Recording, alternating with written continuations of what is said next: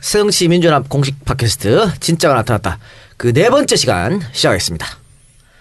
그 저번 주에 예고해드린 대로 오늘 이제 특별한 손님 스페셜 게스트 이재명 성남시장님을 모시고 방송을 진행할 계획인데요. 오늘 뭐 해가 떨어지지 않았는데 만석이었어. 만석이 아니고 앉을 자리가 없어서 지금 돗자리도 깔았어요. 이제 안가가 꽉 찼는데 우리 탓이 아니겠죠. 인정하고 싶진 않지만 인정하지 않을 이재명 시장님이 오셔서일지도 모르겠지만 진성준 의원님이 안 오니까 그렇죠. 그거 괜찮다. 그리고 오늘 하여튼 우리 사가 진성준 선생님께서는 일정이 있어서 부득이하게 참여하지 못했습니다. 네, 1부에서는 지금 우리 이재명 시장님 모시고 방송할 거고 2부에서는 예고 안 해드렸습니다만 혁신위원장 김상권 위원장하고 조국 교수 또 우원식 위원 이렇게 세 분을 모시고 얘기할 겁니다. 그래서 아마 이 방송이 업로드되면 바로 또 일을 하지 않을까 싶거든요. 진성준 의원이 상당히 배합하지 않을까 그런 생각이 좀. 네, 아니 저도 그렇게 생각해요. 우리 그 새정치민주연합의 자랑이신 이재명 시장님의 인기를 한 번에 알아볼 수 있을 만큼의 이 격렬한 반응. 그렇죠. 좋습니다. 대단하십니다. 네. 어쨌든 두 분은 일주일 동안 어떻게 지내셨습니까? 정신없이 살았. 매주 똑같은 대답하는 것 같아요 우리. 그러니까요. 매주 정신없이 살고 계십니까? 매주 정신없이 살고 있고 아까 그 지금 안 계신 사과 진성준 의원님은 진짜 지역위원장이지만 우리는 지역을 위원장이고 싶으나이지 않는 뭐 그런 사람들이라 저는 주말에 뭐 여러 군데 다니면서 이렇게 낮술도 한잔 하고 뭐 세상이 그냥 일주일이 하루 같습니다. 네.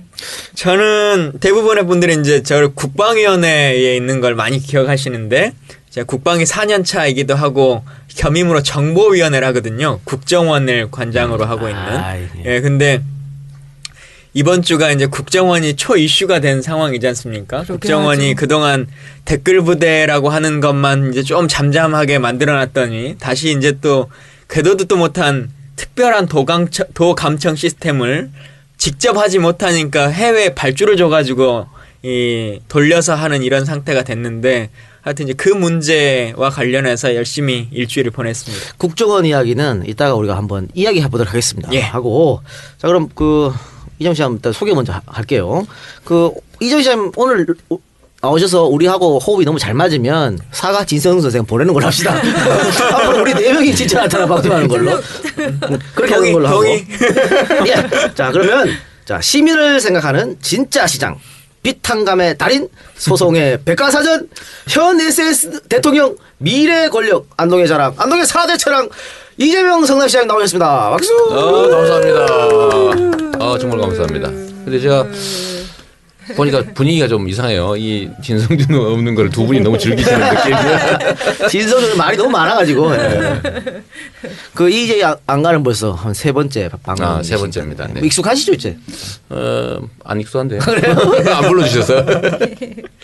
아니 뭐 들어오실 때 사람들이 너무 열렬한 하는 반응을 보여주셔서 녹음실까지 들어오시는데 한 20분 이상 걸린 것 같아요. 저기서 밖에서 사인을 하고 계시더라고. 대선 주자 출정식에. 감사합니다. 그래 대선 주자 얘기 나오니까 어느 여론조사에서 상당히 저번에는 1%였는데 한 6%까지 올라왔거든요. 아주 동일 조사로는 이번에 1, 2, 3에서 3% 됐습니다. 이번에는. 네.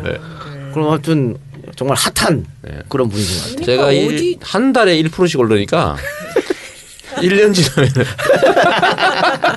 큰 꿈을 그리고 계시군요. 15% 되는 거예요. 네. 한 달에 1%. 아니 근데 정치인으로서 대권 주자 후보 군에 오른다는 아유, 게 대단한 이게 거죠. 뭐 쉬운 일이 아니잖아요. 제가 솔직히 얘기하면요, 우리 EJ 식구들 때문에 그렇습니다. 역시 인정을 하시는군요. 네, 제가 시장님 여기 지금 진짜가 나타났다. 편집. 제가 안동을 갔는데 안동안 MBC의 방송 토론을 갔거든요. 고향이라고 불러주더라고요. 갔더니 누가 안동의 사대천왕 하나님이 너무 지났어요. 그래 사대천왕이 누구냐? 제가 알려줬죠. 이동형이라고 있다. 제가 요즘 미는 유행어입니다. 안동의 사대천왕, 이태계, 이육사, 이재명, 이동형 이렇게 해서 그렇게 밀고 있는데 통해요. 제주도 가도 한번 들으셨죠? 네, 제주도에도 누가 또 들고 왔더라고요. 플랜카드를 다 들고 제 팬들을 제가 시켰습니다. 훌륭하십니다. 그렇게 하라고. 네. 근데 두 분은 어떻습니까? 이재명 시장님하고 친분 관계가 있었습니까? 보통 국회의원들하고 이게 지사님이나 시장님들하고 잘 안 친하더라고요. 어떻게 보면. 저희 이제 우리 민주사회를 위한 변호사 모임 같이 하는 변호사시기도 하고 김광진 의원은 우리 트위터 친구예요. 아 그랬어요? 트친. 트위터에서 두 분이 맹렬하게 활동을 하고 계시니까 저는 뭐 하도 주위에 이재명 시장하고 친하다는 이야기가 도니까 어떤 분들은 야 이재명 시장이 대통령 되면 한 자리 하겠구나 이런 얘기하는 분도 계시고 어떤 분들은 이건 방송 기자가 저한테 한 건데 야 너 썩은 동아줄 잡은 거야 이런 얘기를 썩은 동아줄일지 뭘지를 모르겠습니다만 그런 얘기를 썩은 새끼줄. 아니 제가 왜 이런 말을 했냐면 여기 뭐 많은 어떤 야권 지지자들한테는 이재명 시장이 굉장히 인기가 있는데 소위 말하는 언론의 기자들 싫어하더라고요. 왜 싫어한대? 글쎄 그걸 모르겠습니다만. 뭐 내가 나쁜 짓 한 것도 아닌데. 그러니까 주류 기자들이 싫어하더라고요. 그래서 제가 말씀드린 걸 드렸습니다. 인정합니다. 주류 기자인데 술을 안 사주서 그런가요? 아니야? 주류. 재미없다 편집. 그래요. 그럼 뭐 알겠습니다. 본격적으로 방송 한번 들어가 보도록 하겠습니다. 시사 이야기 한번 해볼 텐데요. 역시 지금 가장 핫한 국정원 이야기를 하지 않을 수 없습니다. 이 국정원이 정말 뭐 하는 집단인지 모르겠는데 아니 국민들 개개인한테 이런 식으로 사찰을 하고 뭐 사찰했다가 밝혀지진 않았습니다만 충분히 그런 의혹을 가질 만한 짓을 행동을 했지 않습니까? 오늘 김광진 의원이 갔다 오셨으니까 그 이야기를 좀 전체적인 이야기 한번 해주시기 바랍니다. 이 문제가 어떻게 해서 발단된 거고 진행 과정을 좀 설명해 주시기 바랍니다. 그러니까 원래는 이탈리아에 있는 그 해킹 프로그램을 만드는 회사가 있어요. 근데 그 회사가 해킹을 당했어요. 네. 그래서 그동안 이 회사는 개인한테는 물건을 팔지 않고 국가 기관에게만 판매를 하는데 53개의 국가에서 이 제품을 산 거죠. 그랬는데 그동안 팔아왔고 관련해서 이메일을 주고받고 했던 모든 계약서와 관련한 논의들이 전부 다 공개가 된 겁니다. 해킹으로? 해킹으로. 그 내용이 무려 400기가바이트예요. 400기가. 그러니까 지금 기사가 막 나오고 있지만 아직 그 전체 내용에서 1%도 제대로 번역이 되지 않고 있는 거여서 이후에 얼마나 더 많은 일들이 벌어질지 모르겠는데 혹시 이제 영어를 좀 잘하시거나 이탈리아어를 하실 수 있는 분이 있으면 이게 위키리크스에 다 올라와 있습니다. 검색도 가능하고 그래서 좀 번역에 같이 동참해 주시면 좋겠다 이 말씀 먼저 좀 드리고요. 저희가 이제 이게 기사가 나온 것은 5163 부대라고 하는 코리아 아미의 5163 부대가 이 제품을 구입했다라고 하는 것이 공개돼서 그런데요. 아미라고 하니까 대한민국 군부대에 5163 부대가 있나 이렇게 생각하시겠지만 우리나라 군에는 5163이라고 하는 부대는 없습니다. 국정원을 지칭하는 단어죠. 국정원이 두 가지 이름을 쓰거든요. 5163 부대와 7452 부대. 근데 이제 두 차이가 대부분 보면 국정원 직원들이 은행 가서 개인적으로 사용할 때는 7452 부대라고 쓰고 부대 자체가 어떤 견적을 엮거나 할 때는 5163 부대라고 쓰는데 5.16이 일어났던 5.16 군사 쿠데타가 일어났던 그날 박정희 소장이 새벽 3시에 서울에 들어왔다라고 해서 5163이라고 하는 용어를 지금도 사용하고 있고 이후락 정보부장이 7사 남북 공동성명을 맺던 것이 5월 2일 날 처음으로 북한을 방문했다라고 해서 7452 이렇게 쓰는데요.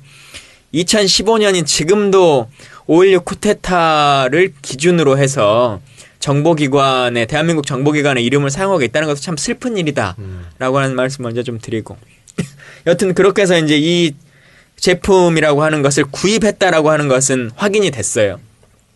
그동안은 약간 설처럼 떠돌다가 오늘 어쨌든 정보위가 열리면서 국정원장이 사실관계를 인정했습니다. 이 제품을 구입했고 제품 구입은 2012년 1월 달에 구입했다. 그리고 한 4차례 정도에 걸쳐서 업그레이드를 받아왔고 사용해왔다 이렇게 하고요. 다행스럽게 기밀 유지의 문제가 되지 않는 것이 뭐냐면 이건 이미 위키리크스에 다 공개되어 있는 내용입니다. 그렇기 때문에 국정원이 어떤 비밀을 그 정보위원회에서 공개한 것이 아니라 이미 전 세계 모든 사람들이 다 알고 있는 사실이기 이어서 좀 그 차이점은 있다 하는 말씀드립니다. 네. 프로그램 구입한 건 국정에서 인정했지 않습니까? 예. 그럼 이제 우리가 걱정되는 것은 그걸 구입해서 과연 사찰을 했냐 안 했냐 이거거든요. 했겠지요. 아니, 그러니까 그게 이제 문제가 되는 게 컴퓨터는 물론 우리 저 휴대폰까지 다 들어오다 본다는 얘기 아닙니까? 뭐 카카오톡 이런 것까지 다 들어본다니까 거기에 대해서 야당 의원들이 물어봤을 거 아니에요. 예. 거기 국정원장이 뭐라고 답했습니까? 제가 답 알려줄게요. 안 했습니다. 아우 정답입니다. 네. 아, 꿈은 뻔한 답을. 그 지선미 의원 너무 잘 알겠지만 그 2012년 대선에 부정하게 개입했냐 안 했냐 할 때도 안 했다 그랬죠. 안 했다 그랬죠. 나중에 드러난 건데. 제가 예를 하나 들어드릴게요. 이분들이 성남시청까지 사찰한 사람들이에요. 국정원 제가 전에 한번 소송도 하고 지금도 소송 중인데 친하잖아요. 안 친해요. 안 친합니까? 안 친한데 이 사람들이 뭘 하냐면 어느 서기관 승진 발령한 거 그 사람 고향이 어디냐 언제 했냐 지금 어디로 갔냐 이런 거 조사하러 다니고요. 우리가 이 수의계약 준 거 그 전부 다 내놔라. 그래서 누구한테 계약하느냐 이런 거 다 조사하고 어디 뭐 저희가 이제 협동조합 만들어서 이제 운수 면허를 내줬는데 이제 버스 기사들이 만든 협동조합이 우리가 운수 면허를 내줘서 예. 직접 운영하고 있거든요. 그 기사들 명단 전부 내놓으라고 그걸 다 수집을 하는 거예요. 그 심지어 제 논문 조사하러 다니고. 내놓으라고 하면 이렇게 제출할 의무가 있습니까? 안 줬죠. 제가 못 주게 했죠. 그러니까 그냥 그런 걸 하러 다니다가 이제 나한테 걸린 거죠. 왜냐하면 그 우연히 내가 보고를 받아가지고 국정원에서 이런 걸 달라고 했는데 제가 못 주게 했죠. 근데 보니까 그 전에 많이 받아갔어 이미. 이게 뭐 대테러 무슨 뭐 대방첩 뭐 이거 관계 없잖아요. 예. 그런데 해놓고는 지금 오리발이에요. 저기 국정원법에 의한 직무를 수행했다고 우기거든요. 그리고 웬만한 건 안 했다고 그러고. 그래서 이게 댓글도 달지 말라는데 단 거 아니에요. 네. 대선에 개입하지 말도록 돼 있는데 개입했잖아요. 그리고 끝까지 오리발. 지금은 기계가 있는데 안 썼겠어요? 기계 없는데도 만들어 썼던 사람들인데 아이디 만들어서 막 쓰고 거짓말 했잖아요. 무슨 좌익 교수인지 뭔지. 개인의 일탈이라고 돌리고. 그렇죠. 그러니까 국정원이 다 개인들로 구성됐으니까 전원이 다 일탈을 했을 거라고 보는데 하여튼 저는 이번에 이 가능한 프로그램과 장비를 사다가 놓고 2년 3년이 지나도록 안 썼다. 연습만 했다. 이 전혀 불가능한 거짓말. 예. 그럼 프로그램을 구입한 건 그렇게 확신합니다. 네, 프로그램 구입한 건 인정하고 사용은 안 했다고. 아닙니다. 사용은 했죠. 사용도 했고 위크리크스에 공개된 걸로만 보면 7월 2일까지도 이탈리아 업체와 계속 주고받은 메일이 있고 6월 29일까지 특정한 어떤 사이트를 만들어서 이것을 저 사람에게 심을 수 있도록 방식을 만들어 달라라고 하는 것을 요구하기도 합니다. 다만 국가정보원이 지금 얘기하고 있는 것은 대한민국 국민을 상대로 이것을 사용하지 않았다. 그럼 누구라고 하는 사용한 거죠. 거예요? 북한이죠 당연히. 대방첩, 대테러 네, 대테러. 이런 데 했다고 아니 우기는 말도 거예요. 안 되는 게 그거 보면요 이메일 주고받은 거 보면 뭐 갤럭시 S 뭐4 어쩌고 이거는 왜 안 돼? 되게 막 물어봤잖아요.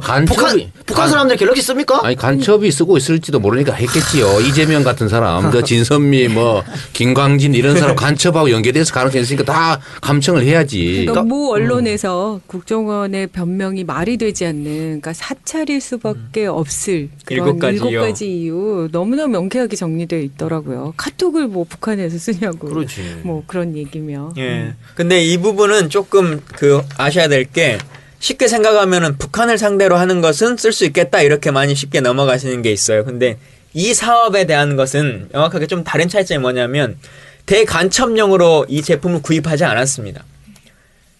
이 프로그램에 대한 실험과 연구 개발을 위해서 구입한 것이거든요. 그래서 처음에는 이걸 가지고 뭐 그걸 북한이든 아니면 어떤 대외의 기관이든 이것을 위해서 사용하려고 하지 않았어요. 근데 어느 순간에 갑자기 이걸 이제는 다른 데다 써야겠다. 연구개발로만 하지 않고 라고 결정하게 된 거죠. 근데 지금은 그걸 누가 결정했는지를 알 수가 없어요. 국정원장이 했겠지. 그거를 뭐 수측하는 거 안 되니까 지금 그렇게 말씀하시는 거죠. 그 말을 지금 현직 국정원장이 말을 했죠.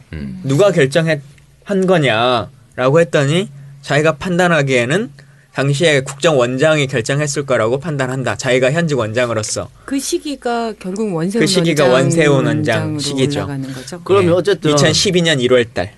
이게 이제 국정원이 뭐 지난번에는 불법적 대선 개입을 한 거고 이번에는 이제 의혹이 있는 겁니다. 정치인이나 민간인 사찰. 이게 사실로 드러나면 국정원을 해체해야 되는 거죠. 연속적으로 큰 사건을 일으켰는데 그런데 그런 큰 사건이기 때문에 분명히 계속 발뺌할 거란 말이죠. 증거 삭제하고 없애고 인멸하고 그럴 때는 어떻게 합니까? 뭐 야당에서 지금 어떤 대안이 있습니까? 그 어려운 질문을 그렇게 막 하시면 어떡해요.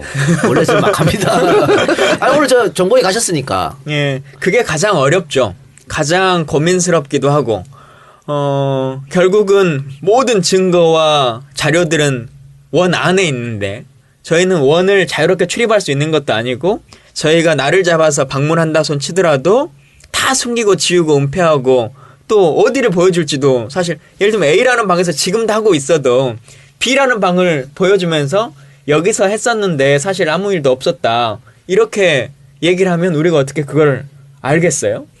그래서 그리고 이제 국정원의 가장 큰 문제점 중에 하나가 예를 들면 뭐 예산서나 아니면 관련한 회의록이나 이 모든 것들도 국회 안에서 보는 것도 보좌관도 단 한 명도 보지 못하거든요.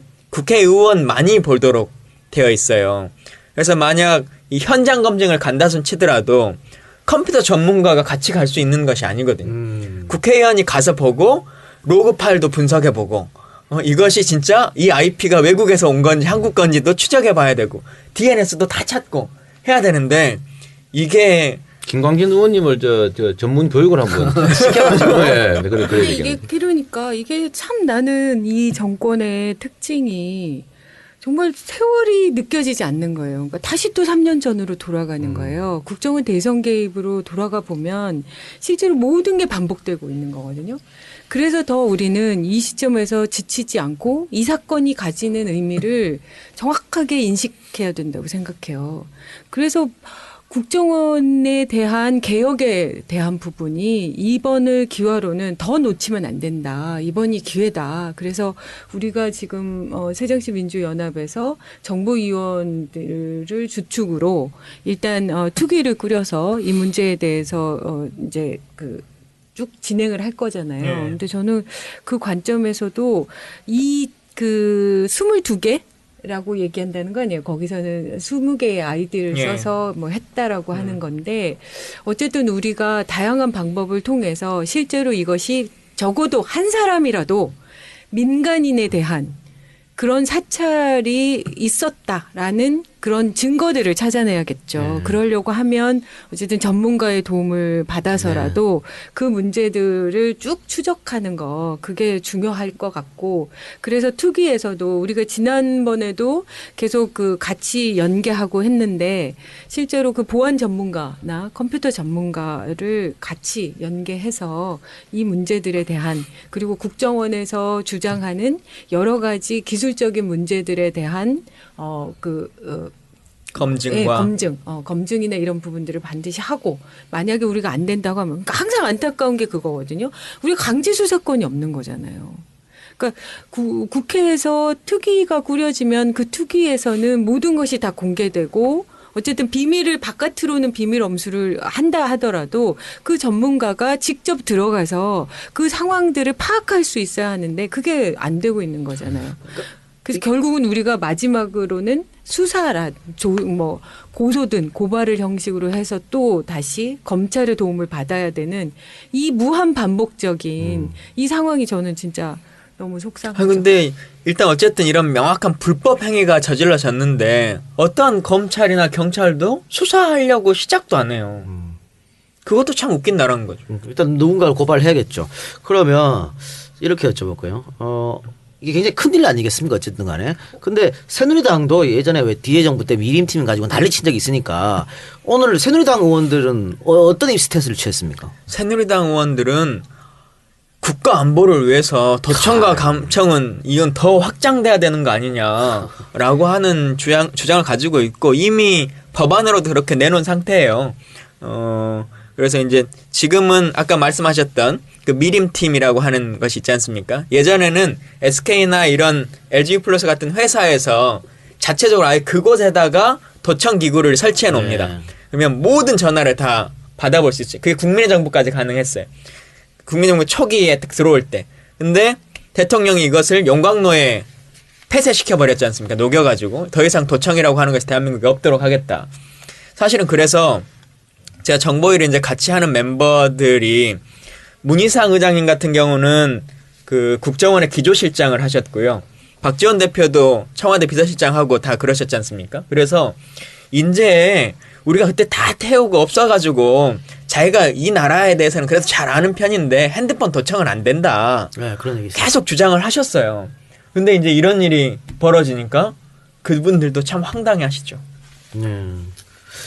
그 이재명 시장께서는 아까 뭐 국정원하고 고소고발도 했다 그러고 또 세월호 실소유주는 국정원이라고 생각한다 이런 발언도 여러 차례 하셨는데 만일 국정원이 이렇게 그 프로그램 구입해서 정치인이나 민간이 사찰했다면 거의 1순위 타켓으로 이재명을 꼽았을 것 같거든요.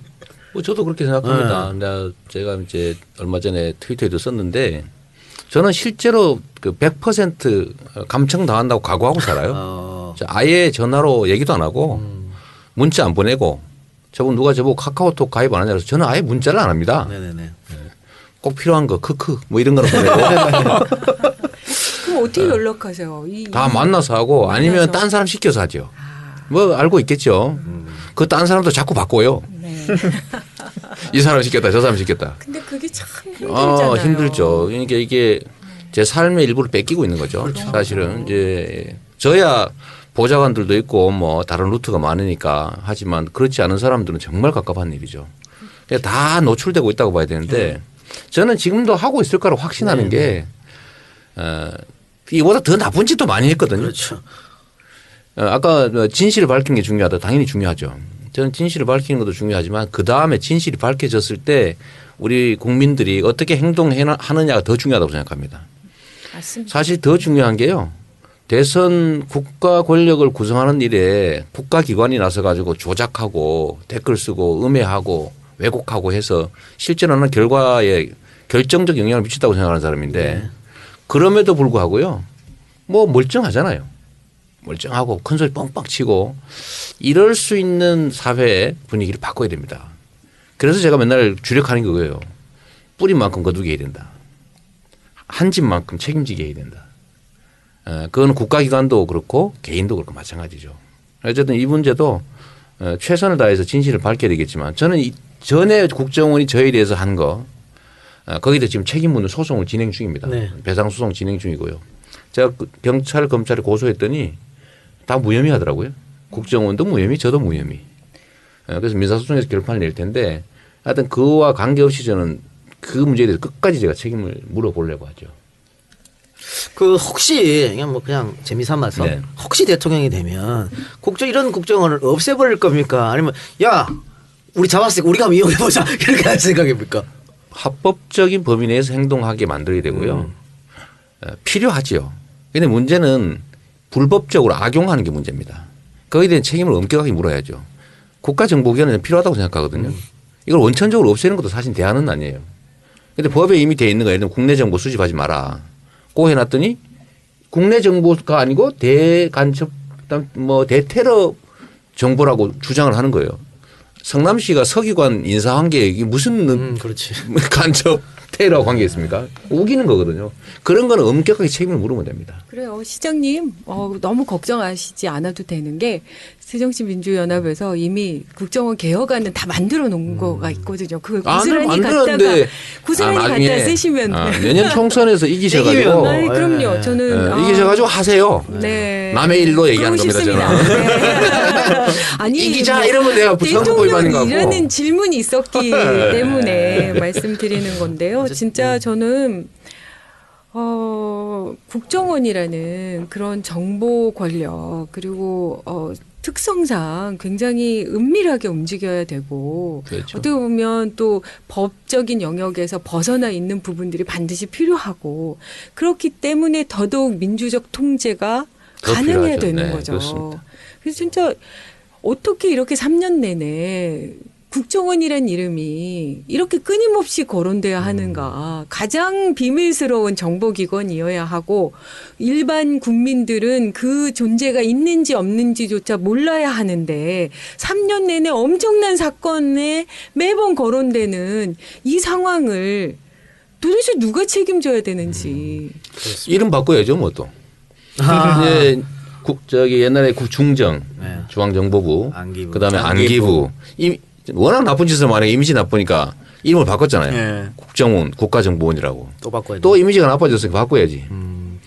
그런데 그 연평해전 때 1차 연평해전 때 우리가 승리할 수 있었던 이유가 3.7 부대라고 도감청 부대가 북한이 무전하는 걸 100% 감청해서 이길 수 있었다 그러거든요. 그러니까 국정원이 그런 일을 해야 되는 거지.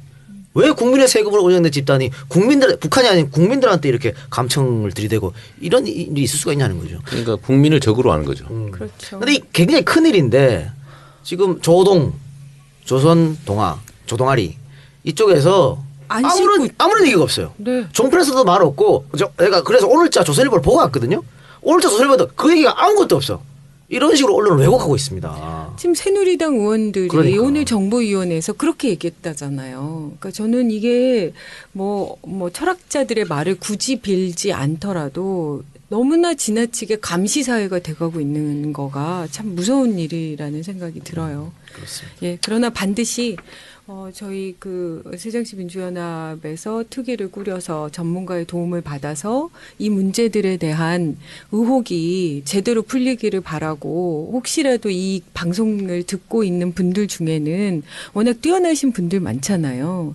그래서 아까 우리 김광진 의원도 했지만 실제로 전문 민간 영역에서 이 지금 정보들을 정확하게 파악해서 좀 더 컴퓨터 기술로 그 부분들을 좀 알아내주는 그런 참여가 좀 필요하지 필요하다. 않나. 네. 알겠습니다. 그럼 국정원 해킹 문제는요 여기까지만 하고요. 우리 이 문제는 다음 주에 한번 집중적으로 해보도록 합시다. 예. 네. 오늘은 아직 정보가 좀 부족하기도 하고 그래서 네, 맞습니다. 다음 주 오늘 또 자기 주인공 이재명 시장이 불러놓고 딴 얘기하고 있어요. 그래 불러놓고 딴 얘기해가지고 다음 주에 또 오시는 거 아니에요? 다음 주부터 계속 오시면 돼요. 지금부터 이제 본격적으로 이재명 시장님 안 섭섭하게 인터뷰를 한번 진행해 보도록 하겠습니다. 일단 우리 새정치 민주연합 공식 팟캐스트 진짜 나타났다고 주간 대변회의 들어보셨는지 모르겠습니다. 전에 보니까 1등 하고 있던데. 저 뭔가 했어요. 들어보시지 않았군요. 네. 네. 아니, 제가 오늘 이재명 실장님 나오신다고 그래가지고 자료들을 막 모았어요. 아까 보여드렸잖아요. 네네. 그렇게 공부하는 많이, 네. 자료. 근데 실제로, 우리 이번에 새정치민주연합에서 어렵게 모신 홍보위원장으로 모신 손혜원 대표가 네. 가장 먼저 저에게 물어본 분이 바로 이재명 시장님이세요. 그러니까 그래요? 새정치민주연합에 이런 인재들이 특히 또 지방자치단체장의 업적들이 너무나 많은데 그런 부분들이 새정치민주연합과 연결되지 않는 그런 부분들에 대해서 어떤 역할을 해보고 싶다고 하시더라고요. 꼭 한번 만나시면 좋겠고요. 네네.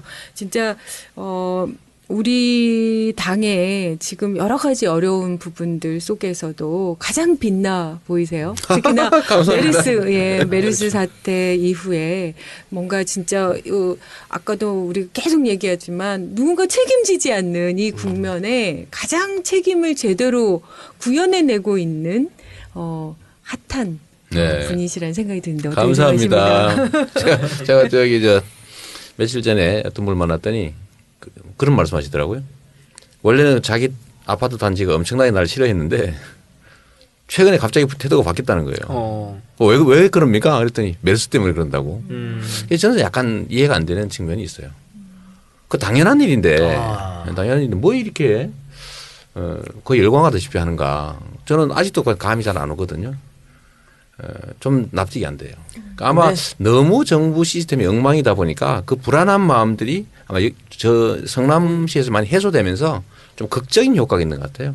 좀 서글픈 일이죠, 사실은. 그렇죠. 아까도 잠깐 언급했습니다만 요즘에 대권 주자 이름이 오르내지 않습니까? 그런데 재밌는 건 이게 광역지자체장이 아니라 기초단체장이란 말이죠. 기초단체장 중에는 유일하게 그 리스트 안에 들어갔어요. 왜 이런다고 생각하세요? 글쎄요, 저 밖에 계신 우리 EJ 팬들 때문 아닐까 싶어요. 여긴 진짜가 나타났다고요. 이런 참. 우리 진짜가 나타났다. 이거 편집 없이 그대로 내버려. EJ에 대해서 너무 그러니까 부채의식 애들 감사한 나중에 자르더라도 할 수 마음이 없는데 있으신가 봐요. 실제로 제가 현장에 가면 제일 많이 듣는 얘기예요.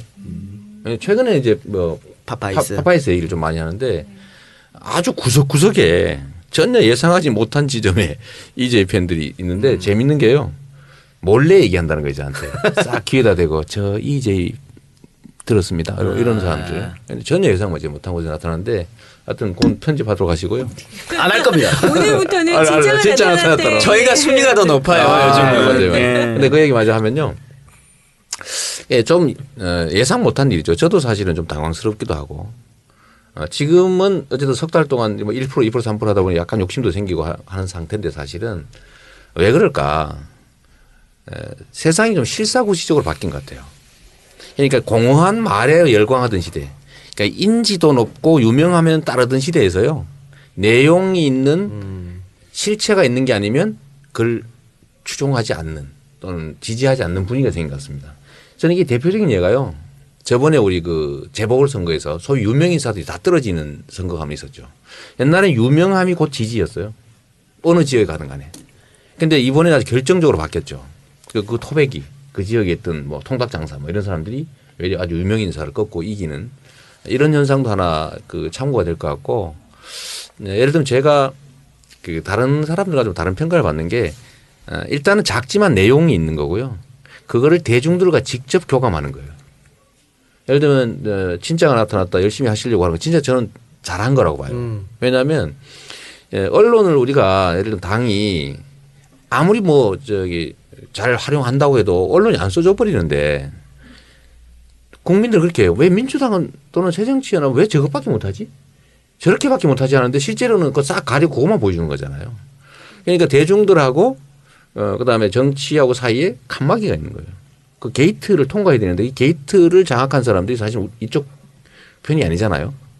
그러니까 우리가 다른 루트를 찾아야 되는 거죠. 대중들과 직접 소통하고. 그래서 저는 정보를 언론을 통해서 제 정보, 성남시의 정보를 대중한테 전달하는 게 아니라 전혀 관계없이 SNS를 통해서 제 정보를 전달하잖아요. 그러니까 실체가 직접 전달돼요. 그리고 교감하고 서로 소통하고 이런 것들이 사람들한테 좀 새로운 느낌을 준 거 아닌가 싶어요. 아, 뭔가 새 거다. 20대 총선은 불출마 선언을 하셨잖아요. 그러면 19대 대선은 이거 어떻게 하지? 굳이 물어보지 않는데. 아니 19대 총선 아주 자연스럽게 자신감 있게 나 불출마한다 그랬거든요. 총선은 뭐 나간다고 한 일도 없으니까. 근데 불출마라고 하는 것도 웃기죠. 근데 생각한 일도 없다 이렇게 발표를 했는데 그 이유가 있어요. 성남시에 한 그룹이 있는데 어떻게든 시장 자리를 이용해서 한탕 해먹어야 되겠다 이런 집단이 있습니다. 그 집단 중에 하나가 최근에 구속됐죠. 성남시에 꼭 각종 대규모 개발 사업 이런 것들에 실제 끼어 있는 사람들인데 이 집단들이 매 하는 얘기가 이재명은 이번 보궐선거에 나가느라고 사퇴한다. 내년 총선에 나가려고 사퇴한다. 우리 기다리자. 재선거 준비하자. 보궐선거 준비하자. 막 발대식하고 이런데요. 근데 그게 다른 이유가 하나 더 있습니다. 그게 이제 레임덕을 유도하는 측면도 하나 있고요. 거기에 뭔가 부정한 집단들하고 관계된 사람들로부터의 압박을 좀 이겨내기 위해서 그런 게 아니냐. 자, 이재명 나가면 우리가 장악해가지고 해먹을 수 있으니까 좀만 기다려보자. 뭐 이런 것 같은 느낌이 드는 거예요. 그래서 제가 꿈도 꾸지 마라. 절대 안 그만둔다. 라는 뜻으로 한 거죠. 근데 왜 대선 얘기는 왜 물어보는 거예요? 네? 왜 대답을 안 하세요? 대답을 안 하세요? 근데 이제 저는 개인적인 경험으로 아까 왜 우리 이재명 시장님이 이렇게 인기를 끌까라는 것을 좀 느낀 게 있어요. 네. 그게 어떤 거냐면 지난번에 그 판교 환풍구 사건 제가 국감 안행위원으로서 국감의 그 현장에 경기도에 가서 현장에서 그걸 목도를 했잖아요. 근데 사실은 그때는 말도 닿지 않는 왜곡된 시선으로 계속 공격을 받았어요. 경기도에 비해서. 근데 그 즉시는 그 당시는 굉장히 여유로운 경기도지사 남경필 지사 얼굴도 뭐 하고 뭐 웃고 뭐 얘기하자마자 죄송합니다. 우리가 먼저 하겠습니다. 이런 태도와 뭐 이재명 시장님은 아니 그게 아니고 사실관계를 규명한다고 계속 얘기하다가 새누리당하고 완전 전면으로 붙어서 계속 언론에서 공격받았거든요. 뭐 무례하다, 뭐 한다. 그 시점에 웃냐 이것까지. 그 중에서 이상한 웃는 야한 장면 하나를 딱 따가지고 하루 종일 종편에 드러났죠. 그랬죠. 그런데 그게 시간이 쭉 흐르면서 진실이 드러나는 거예요. 그 사건 자체로. 네. 그래서 제가 마지막에 그 사건을 제가 보게 됐는데 기사에 어떻게 났냐면 결국 경기도는 그때는 그렇게 막 뭔가를 나서서 뭔가를 해줄 것 같이 그렇게 예의 바르고 아주 겸손하고 잘못을 인정하는 것처럼 그렇게 했지만 뒤는 완전히 없고 꼬리가 없고 결국 마지막에는 한참 뒤에 욕을 그렇게 실컷 먹은 이재명 시장님이 그 유가족들을 사실 그게 소송으로까지 가게 되면 그렇죠. 진짜 막 너무 고통 그 고통스럽거든요. 자체죠. 근데 이 시장님이 결국 나를 다 세서 모든 관계자들을 한꺼번에 모아가지고 정말 짧은 시간에 보상까지 다 끝내보신 거예요. 그게 아주 마무리에 그렇죠. 나왔고 네. 그건 기사에 아무것도 안 안 나오는 써졌죠. 거죠. 저는 그거를 SNS를 통해서 아는 거예요, 사람들이. 그게 그 사안들이 점점 쌓이는 거죠. 맞습니다. 예. 전 그것에 그 신뢰할 수, 그러니까 누군가가 계속 입으로만 떠드는 그 신뢰 원칙이 아니라 진짜 사건 자체에 의해서 드러나는 그런 신뢰와 원칙을 이재명 시장님이 보여주고 있다. 그러니까 보여주고 계신다. 기존 언론이 아니고 사실 이재명 시장이 뭐 하면 팟캐스트도 물론이고 아까 팟캐스트 위력 말씀하셨으니까 또 SNS 또 인터넷 커뮤니티 인터넷 커뮤니티에는 이 시장 별명이 사이다예요. 이재명 오늘도 사이다 노릇 이렇게 시원하게 해준다고. 네. 그러니까 이재명 시장이 말 안 해도 이제는 뭐 자기들끼리 막 퍼뜨린단 말이죠. 네. 그래서 우리 새정치 민주연합의 팟캐스트도 늦은 거 아니냐라는 얘기가 있는 거예요. 그러니까 그거를 지금 너무 잘 이용하고 계시는 거죠. 또 너무 지금 일 잘하는 것도 하다 보면 알아준다는 얘기인 거죠.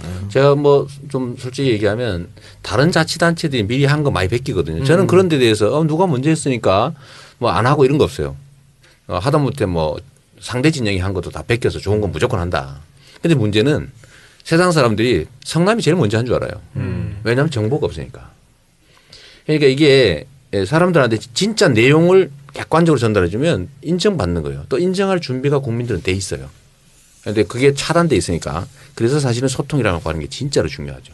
맞아요. 요번에 느꼈어요. 네. 사실은 생활임금이라는 그 부분이 그럼요. 이미 훨씬 성북구에서 먼저 이렇게 네, 진행이 성북구, 되고 뭐 성북 부천시 노원, 뭐 이런 다 부천 많이 이런 데서 했죠. 다 됐는데 오히려 이번에 이제 그 성남에서는 약간 늦게 시작해서 조례가 통과되고 네. 예, 생활임금 이렇게 정리했는데 그 부분이 뭐 엄청 지금 뜨고 그러면 있는 그 거예요. 최저임금과 생활임금의 차액 이것을 성남시가 다 시비로 부담을 해주는 건가요?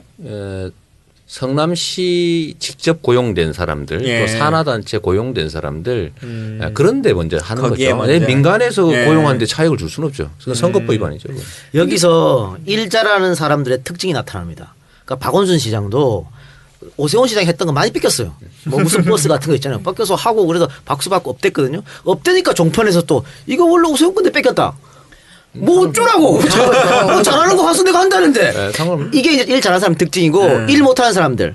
MB 정권에서는 어떻게 했습니까? 전임 정권 노무현 했던 거 다 다 반대, 지워. 다 지워 이렇게 갔잖아요. 그러니까 누가 일 잘하는 망하는 사람들이고. 거죠. 그렇죠. 근데 그 지역 화폐라는 개념 그거는 다른 생활임금하고는 다르신 거 아니에요? 그 사실은 저희는 거의 다 정규직으로 전환을 해버렸기 때문에 네.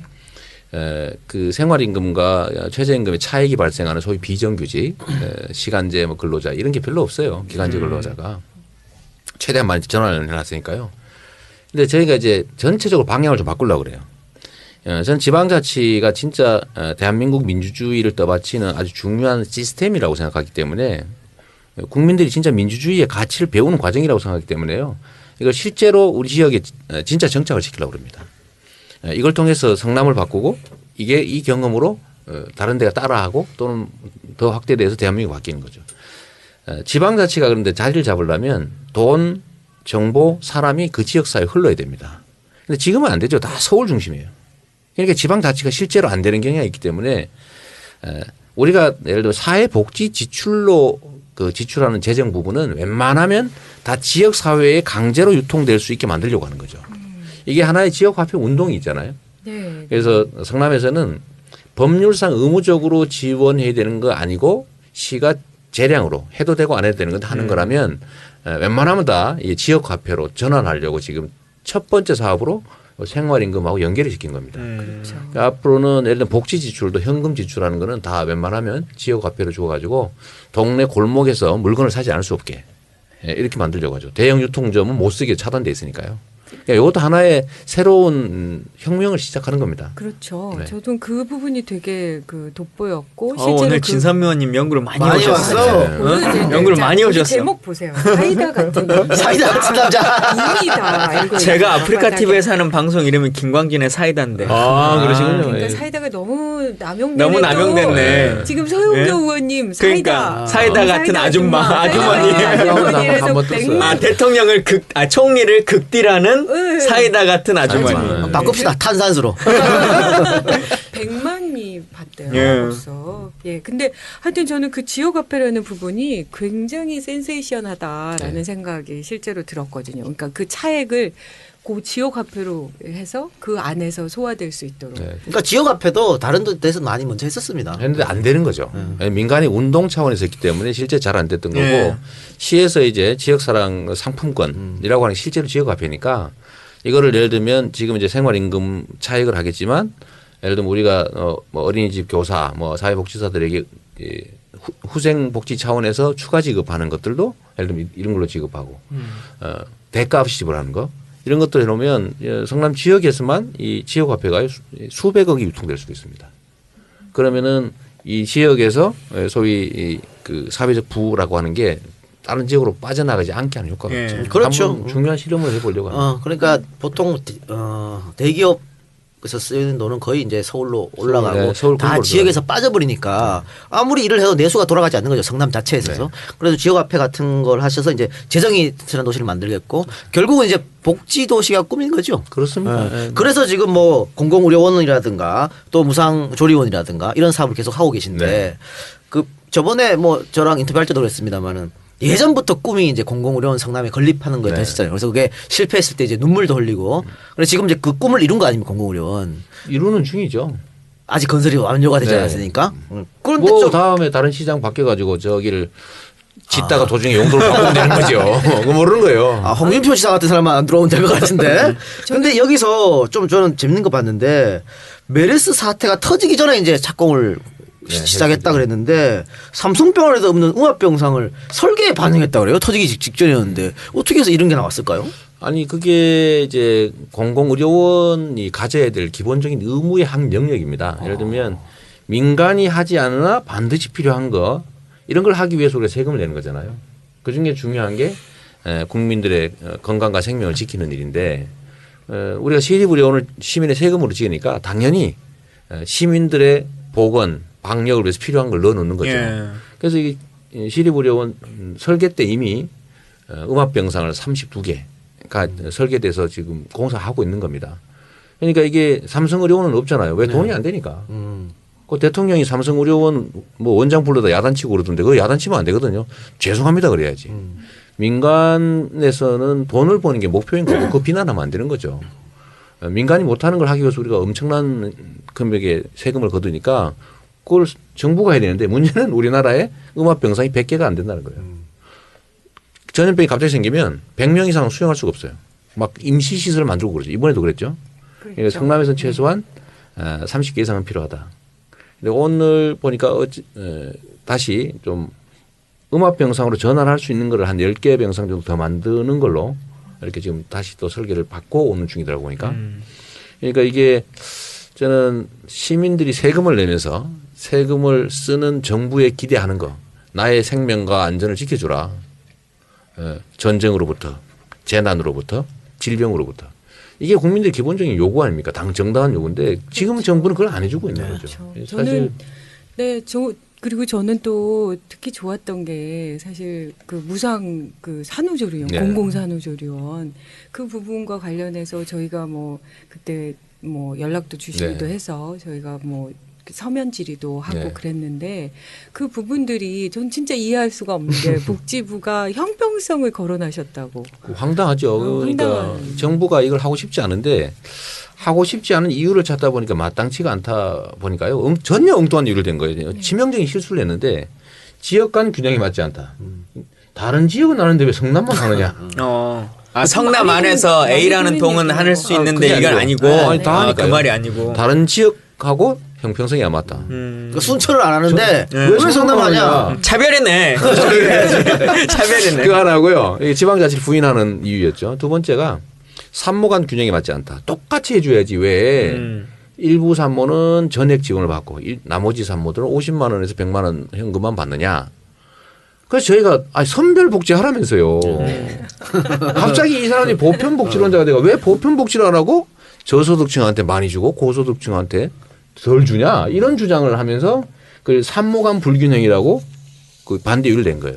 저는 너무 화가 나는 막 게 깎아왔구만요. 네, 황당한 아니 거죠. 저출산이 지금 얼마나 심각한 문제고. 그럼요. 2750년이면 멸종이라는 거 아닙니까? 그러니까요. 그런 게 점점 진짜 그렇게 되는 거예요. 이렇게 네, 산술적으로 산술적으로 계산해 나와요. 보면. 근데 우리가 사실은 공적연금이나 여러 가지의 뭐 초고령화나 이런 것들이 인구만 늘어나도 그 문제가 해결될 수 있다는 거 아니에요. 그렇죠. 아주 네. 단순하게 네. 생각해도. 그런데 누군가가 먼저 나서서 선진적인 제도를 도입해 보겠다는데. 누가 그리고 뭐 정부에 지원을 해달랬습니까? 제가 세금을 자기 올렸습니까? 돈도 안 주면서. 아니 빚을 냈습니까? 아니 살림 잘 살아가지고 좀 더 잘해주겠다는 걸 왜 반대하는 거예요? 이게 산후조리원 저는 이제 얼마 전에 아기를 낳았으니까 산후조리원 갔었죠.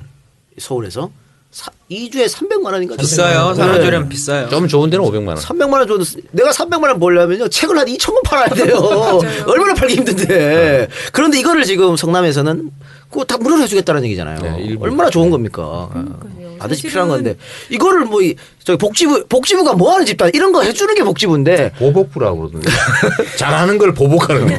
그걸 그래서 지금 바꿔야지. 최종 결론은 어떻게 났습니까? 할 수 있는 상황인가요? 아니요. 아니면 그 지금 국무총리 산하의 사회보장위원회에 이제 일종의 재심 기구에 넘어가 있죠. 넘어가 있는데 법률상으로는 사실 뭐 협의하라고 돼 있지 승인 받으라는 것도 아니고 허가 받으라고 하는 것도 아니니까 그냥 하면 하는 거예요. 해도 되는데 만약에 일방적으로 강행하면 불이익을 줄 방법을 강구하겠다고 협박을 했어요 저한테 공식적으로. 그래서 불이익을 감수하고 그냥 강행을 하는 것도 방법이긴 한데 그래도 명색이 정부인데 중앙 정부인데 저희가 협의는 계속 노력해 보고요. 좀 시간을 보내서 해보다 그대로도 계속 불합리한 주장을 한다면 제 성질 아시죠? 그냥 확 해버리는 거죠. 뭐 나쁜 짓 하는 것도 아니고. 찬성. 그러니까 부당한 거에 대해서는 단호하게 대처하겠다. 이게 이제 이재명 시장의 기본 아니겠습니까? 네, 저는 뭐 어떤 경우라도 제가 해야 될 일 또 하고 싶은 일 반드시 해내고요. 만약에 그런 걸 못한다면 뭐로 시장합니까? 뭐 안 하고 말면 되지.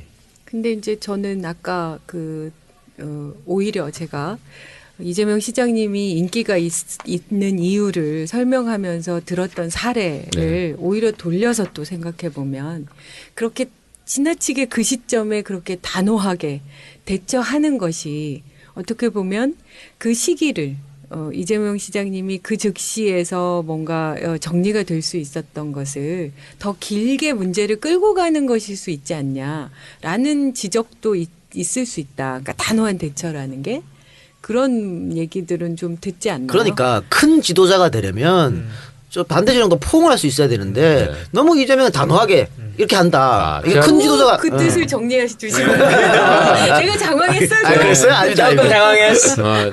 제가 그 점은 명확하게 얘기할 수 있는데요. 해서는 안 될 일과 해야 될 일 사이에 타협은 없어요. 즉 강도하고 타협할 일이 뭐 있습니까? 범죄, 불법과 타협하면 안 되죠. 우리가 말하는 정치에서 말하는 바람직한 타협이라고 하는 것은 합당하고 옳은 일인데 입장의 차이로 다른 것들을 말하는 거예요. 그런 건 타협하고 포용해야죠. 그런데 예를 들면 저놈은 도둑놈이에요. 나쁜 짓을 해요. 우리는 정상적이고 옳은 일을 하자고 하는데 저 나쁜 일 또는 해서는 안 될 짓을 하는 사람들과 타협을 해가지고 너 반하고 나 반하고 이런 식의 타협을 할 수는 없는 거죠. 자, 그 점은 명확합니다. 그러니까 그런 게 아마 세상 사람들이 저에 대해서 호불호가 너무 뚜렷하고 저래 가지고 무슨 정치를 하겠나 하는 사람이 있는 반면에 저게 바로 원칙이다 라고 하는 사람도 있는 거죠. 그래서 예를 들면 제가 이렇게 얘기하잖아요. 우리 사회가 과연 진보나 보수를 논할 만큼 충분히 발전한 사회냐. 지금 소위 보수라고 불리는 진영이 정상적인 보수냐. 저는 아니라고 보거든요. 그 비정상, 불법, 불합리, 부조리, 부패 이런 걸로 점철되어 있는 집단이 무슨 그 보수입니까? 그러니까 이런 것도 바꿔야 될 부분이에요. 그 범죄나 그 불법 부조리한 부분과 저가 타협할 일은 없는 거죠. 그거는 저는 타협이 아니라 버리는 거라고 생각해요. 불법과 범죄 얘기를 하셨으니까 네. 아까 소개에도 소송의 달인 이렇게 네. 닉네임이 있지 않습니까? 지금 현재 정치를 하시고 네. 겪은 소송이 민형사가 총 몇 건이나 있으신가요? 사건 자체로 따지면 얼마 안 됩니다. 시끄러워서 그렇죠. 시끄러워서. 정미용 씨 거 하나. 그다음에 변희재, 국정원, 손에 꼽을 정도예요. 강종원이라고 하는 친구 있어요. 아주 좀 심하게 SNS 에서. 상습적으로 이 친구 지금 집행유예 받은 것 같더라고요. 또 고소해놨죠 제가. 제가 원래 한 명만 찍는다. 강종원 씨랑 변희재 씨랑이 저랑 같이 하는 거예요. 아 그래요. 네. 때린다 또 때린다. 이게 왜 이러냐면 모든 사람들 다 할 수는 없어요. 시범 케이스로 그 비슷한 유행의 상습적이고 네. 악의적인 사람들. 지금 꼽은 게 거의 다입니다. 거의 다고요. 근데 굉장히 많이 한 것 같아요. 왜냐하면 그러니까요. 시끄럽게 했으니까. 그냥 조용히 안 하고 막 형사고소도 하고 민사소송도 하고 했다고 또 하고 그러니까 또 했어 이렇게 하지만 사실 똑같은 거죠. 네. 그러니까 그리 많지는 않고 지금 엄청 많은 것처럼 느끼는 이유는 제가 그렇게 인식하도록 만들기 때문이죠. 그냥 시범 케이스로 딱 예를 들면 변희재 씨 본보기로 혼내기 딱 좋은 사람이라고 제가 원래 저희 광고를 하고 시작했거든요. 그러니까 그 케이스를 보고 다른 사람이 그런 거 안 할 테니까. 네, 그렇죠. 근데 실제로 많지는 않습니다. 지난번에 김미아 씨랑 만나가지고 뭐 얘기할 때 변희재한테 돈 받은 사람끼리 모여가지고 밥 먹어야 된다고 그 말했었는데.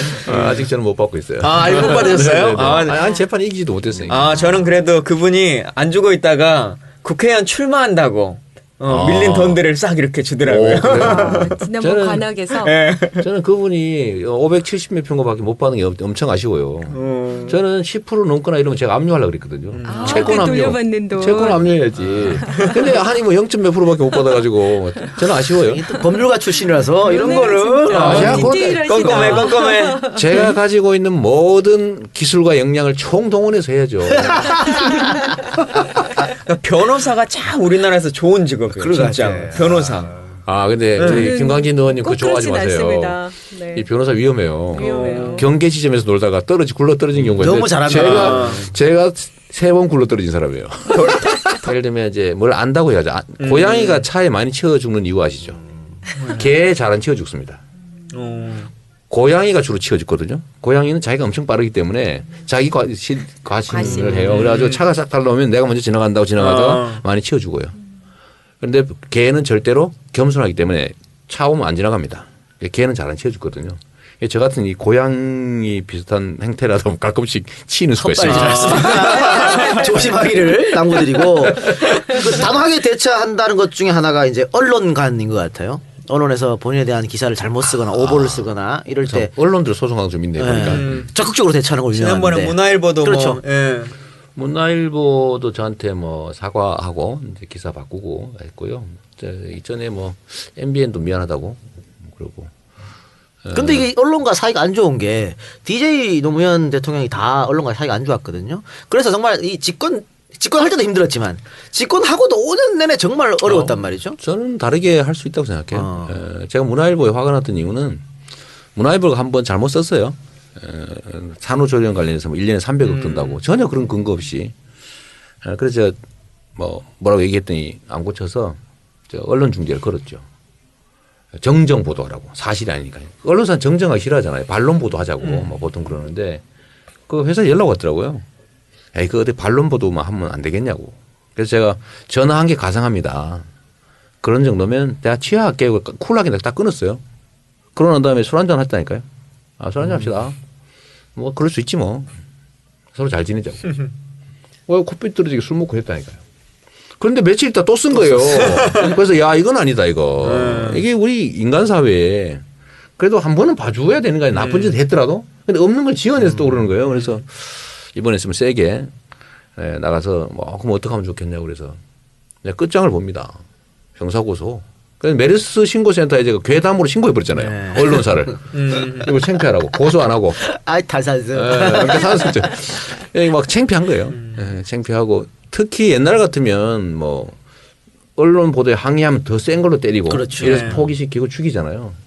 제가 전에는 그렇게 다 당했는데 서울신문한테 당했죠. 근데 지금은 제가 안 당할 정도가 된 게 제가 반격하면요. 팩트에 기초해서 반격하면 언론사가 곤란한 지경이 될 만큼 된 거죠. 그러니까 서울신문이 내가 뭐 힘이 세서 그랬겠어요. 막 SNS가 난리가 나고 결국 그게 막 그 포털을 막 장악하고 예. 이러니까 항복을 한 거죠.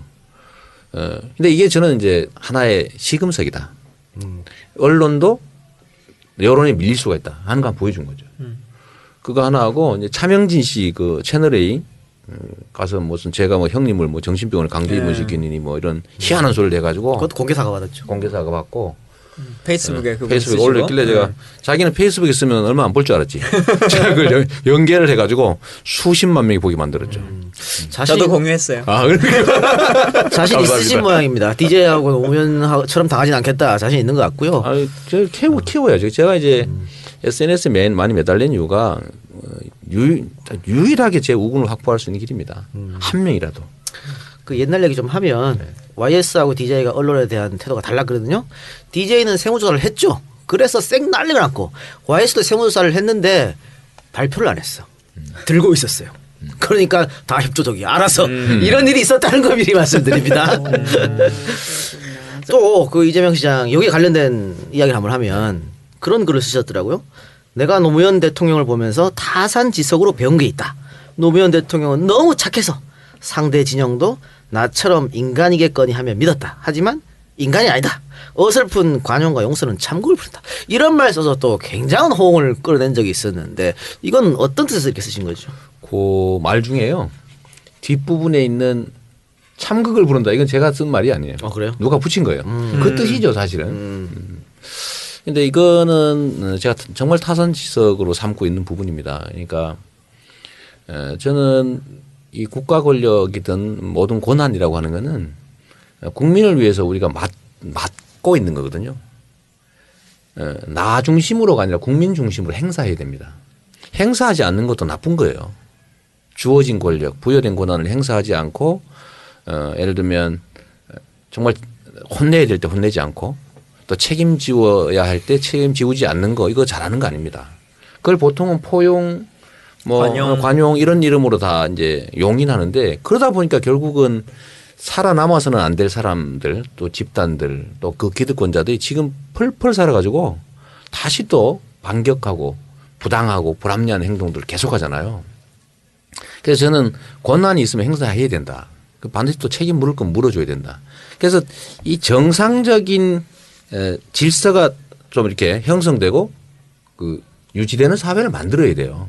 그래서 사람들한테 예측 가능한 환경을 만들어줘야 됩니다. 아, 내가 잘하면 그 대가가 있겠지. 열심히 하면 나도 뭔가 이룰 수 있겠지. 저놈은 나쁜 짓 했구나. 그럼 혼나겠지. 라고 믿어야 내가 뭐 행동을 할 수가 있잖아요. 그게 희망 있는 사회거든요. 근데 실제로는 지금 안 그렇죠. 권한 있는 사람들은 다 관용과 포용의 이름으로 다 봐주고 나쁜 짓 해도 그냥 슬쩍 넘어가고 이러니까 간땡이가 푼 거예요. 그래서 이 간땡이 푼 거는 반드시 책임을 물어줘야 된다. 배 밖에 나온 간땡이는 좀 제거해 줘야 된다. 본인의 건강을 위해도. 그래서 제가 그래서 말씀드린 거죠. 너무 예를 들면 뭐 검찰 또 뭐 국세, 뭐 세무 뭐 이런 권한들을 너무 쉽게 이렇게 좀 놔준 결과가 아니었나 그런 생각이 좀 들어서 그런 거죠. 근데 이제 그 사실 뭐 시장님도 잘 아시지만 김광진 의원이나 저나 사실 비례 초선 의원으로서 정말 열심히 한다고 이제 밤을 때로는 밤도 새고 뭐 국민들이 울어요. 아니 사적인 그런 것들을 뭐 포기하면서까지 이렇게 굉장히 노력을 해왔는데 아마 저는 제 생각에는 우리 당에 정말 많은 의원님들 또 많은 당직자들 이런 분들 다 그렇게 했을 거라고 저는 생각하거든요. 그럼에도 불구하고 3년 내내 또 어느 지점에 와서 지금 이 시점에 와서 뭐 탈당 운운하고 또 혁신이 아니면 뭐 분당을 한다느니 이런 계속 그 이렇게 뭐 맞물리면서 지도력 자체가 뭐 흔들리고 결국은 정말 말도 되지 않는 일들을 하는 어떤 새누리당과 또 행정부의 그런 탄탄한 이른바 탄탄하다는 그런 지지에 비해서는 우리 정말 이렇게 어렵잖아요. 그러니까 이런 걸 보시면서 저는 되게 안타까운 거예요. 그러니까 이재명 시장님처럼 새정치민주연합의 소속으로서 정말 탁월한 업적들과 역할들을 하고 있고 또 우리 당내를 돌아봐도 뭐 김광진 의원이든 다양한 의원들이 굉장히 유익한 그런 의정활동도 하고 실제로 입법을 통해서 정책들도 마련해내고 그런 것들이 다 묻히는 거예요. 네. 이걸 어떻게 보고 계신지 그리고 어떻게 우리가 해야 하는지. 우리 김광진 의원님 같은 경우는 여하튼 대중들과 직접 접촉하는 걸 되게 많이 하시잖아요. 예. 사실은 상당한 이 노동과 이 수고로움이 있는 거거든요. 그러니까 우리 초선의 비례이고 매우 젊고 사실은 국민들의 관심을 받기 어려운 상임위로 뭐 사실 뭐 밀려서 가슴 타고 시작하는 사람도 있을 수 있는데 그럼에도 불구하고 인정하잖아요. 저는 이런 게 중요하다고 생각해요. 그러니까 결국은 우리가 정치를 하는데 국민을 설득해서 우리가 국민을 한 명이라도 더 우리 편 많이 만들어가지고 예. 우리 편 많으면 이기는 거잖아요.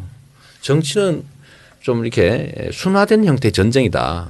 제가 이렇게 생각하거든요. 실제로는 전쟁하는 기분으로 살아요. 제가 변방의 사또이긴 하지만 그래도 우리 관할 내에서 일상적으로 전쟁하듯이 운동하듯이 시민운동하는 기분으로 그런 각오로 저는 하죠. 참고로 제 책이 7분의 전투입니다. 아 그렇군요. 그거 중요하죠. 성남시 도서관에도 많이 좀 구입. 알았습니다. 7분의 전투 예, 홍보 한번 하고 PPL을 정확하게. 예. 그러니까 저는 당도 그런 점에 대해서 너무 좀 무신경했다는 생각이 드는 거예요. 그러니까 특히 이제 공천 받으면 무조건 당선되는 지역들 이런 데는 해당 지역의 우리 유권자들 국민들이 과연 야 내가 지지해서 된 정치인이라고 스스로 생각하는가 또는 그 해당 지역의 정치인들이 야 우리 지역 우리 유권자들 국민 주권자들한테 잘해야지라고 마음먹고 살았나 아닌 쪽이 더 많았지 않았을까 싶어요. 그 특히 열받는 거는 저는 영남 호남 이런 데를 일당 독재 지역이라고 제가 부르는데 실제 일당 독재 지역 아닙니까? 거기에 예를 들면 지방 정치 담당하는 사람들 모든 행정은 사실은 국가가 중앙정부가 하는 게 아니라 지방자치단체를 통해서 집행되잖아요. 근데 거기에 직접 일상적으로 접하는 시장, 군수, 뭐 구청장 뭐 이런 사람들이 국민들 또는 해당 지역 주민들한테 자기 중심으로 행정과 정치를 한다고 믿어지지 않는다는 거예요. 권력에 복무한다고 생각하는 거예요. 그러니까 점점 미워지는 거죠. 그래서 이런 점들이 저는 근본적으로 당에 대한 좀 이렇게 불신과 회의를 가져온다고 생각하거든요. 그런데 이 점은 사실은 새누리당도 마찬가지일 겁니다. 그럼 이거 어떻게 하느냐. 저는 거기서 답이 나온다고 보죠. 새누리당은요. 대중들과 연결을 해주는 막강한 언론 권력이 있어요. 우리는 그게 없잖아요. 우리가 말하면 왜곡해가지고 엉뚱하게 전달해 주잖아요. 그러니까 똑같은 걸 보면서 전혀 다르게 여당에 대해서 말을 없고 야당에 대해서는 막 욕하고. 그러니까 결국은 그걸 이겨내는 방법은 딱 하나밖에 없어요. 그거 말고 다른 연결 루트를 찾아야 되는 거죠. 그러니까 정치인들 현장의 정치인들도 직접 접촉을 최대한 확대해야 되고요. 또 예를 들면 SNS를 통해서 대중들과 또 접촉해야 됩니다. 그리고 제가 차이 하나를 또 발견했는데 저번 대선 때 제가 시장을 하고 있었으니까요. 예를 들면 이 지역 행사들이나 이런 거에 사람들이 반응이 그런 거예요. 빨간색 입은 사람 엄청나게 많이 나타나는데 파란색은 구경을 할 수가 없는 거예요. 다 정치하러 가셨. 이런 점들이 예를 들어 한 지역만 그런 건 아닌 거거든요. 그러니까 저기는 2% 3% 경쟁이라고 보고 정말로 현장에 한두 표 또는 몇십 명 있는 행사에 막 챙기러 다녀요. 선거운동도 정말로 체계적으로 합니다. 프랭카드도 잘 만들잖아요. 솔직히. 그런데 많이 부족하죠. 그러니까 이런 점들 작아 보이지만 되게 큰 거예요. 정말로 직접 접촉하려고 하냐. 직접 대중들한테 우리가 한 것들을 알려주려고 하냐. 또는 대중들이 원하는 얘기를 직접 들으려고 노력하느냐. 저는 요 정도 하는 거잖아요. 제가 뭐 큰일 하는 거 아니거든요. 사실 보면. 근데 이게 대중들이 직접 전달받고 자기 얘기 들어주고 자기 제안을 하는 즉시로 시정책에 반영해 가지고 실제 시행해버리고 그러니까 너무 재밌는 거예요. 예, 그런 것들이 좀 쌓여서 여러 측면에서 대중들로부터 불신을 받지 않나 그런 생각을 합니다. 지금 강동 갑을 노리고 계신 진삼 의원님 뭐 대학 교수님 앞에 학생처럼 굉장히 열심히 받아줬고 이건 지금 뭐 이재명 시장이 선거에서 2번 이긴 거 활용하려고. 벤치마킹. 그렇죠. 무조건 진짜 근데 그 내용을 쓰신 건지는 모르겠어요. 거예요. 맞아요. 네, 열심히 썼어. 네. 네. 받아 쓰고서 꼭 벤치마킹 하시기 바랍니다. 근데 그게 문제인 거예요. 그러니까 이제 저는 이렇게 해보면 사실은 소통하려고 노력하는데 시장님처럼 그렇게 트윗을 오래 할 수가 없는 거예요. 저도 할 일 많은 사람이에요. 그래요. 아니 그러니까요. 그래서 그게 어떤 차이일까?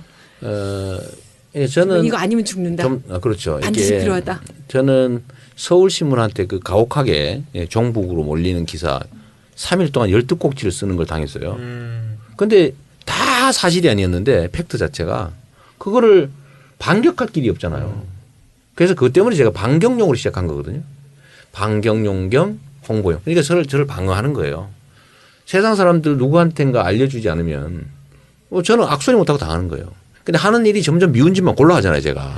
저쪽 입장에서 봤을 때. 그러니까 점점 이게 방어의 필요성이 점점 더 커지고 그냥 나는 살아남기 위해서 하는 거예요.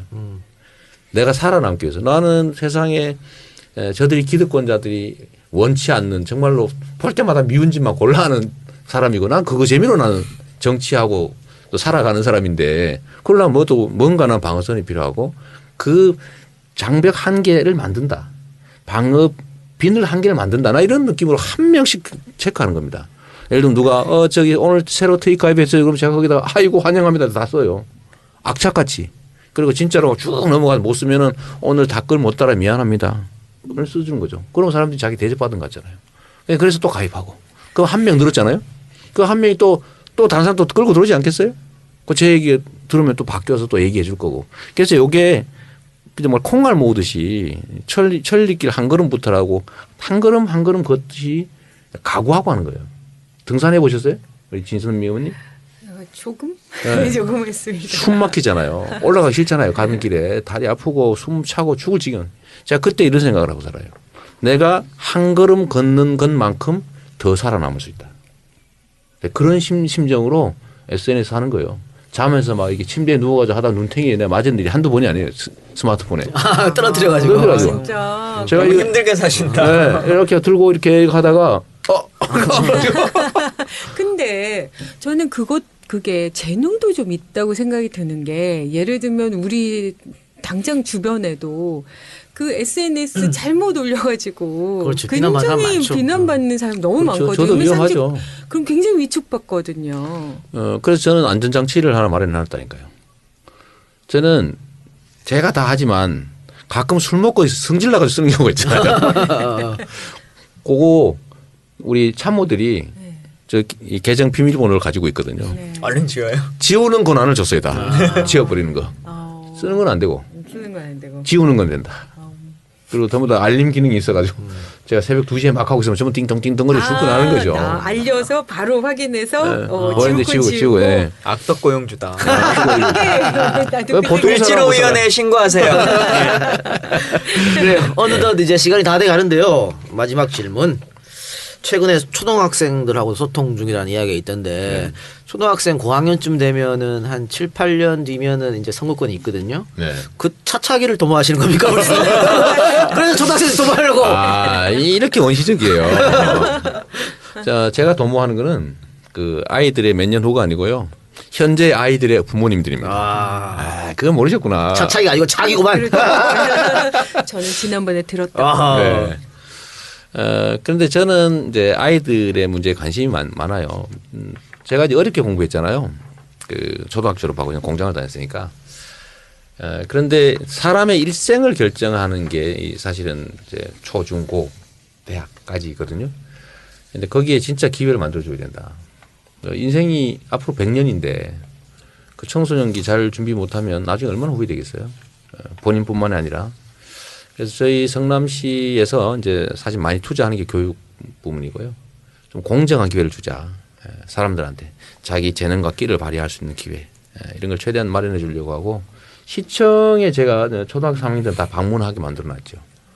지금도 계속 프로그램을 확대하는 중이에요. 와서 뭐 제가 없으면 이제 시장 의자에 앉아 전부 사진 찍고 하는 거예요.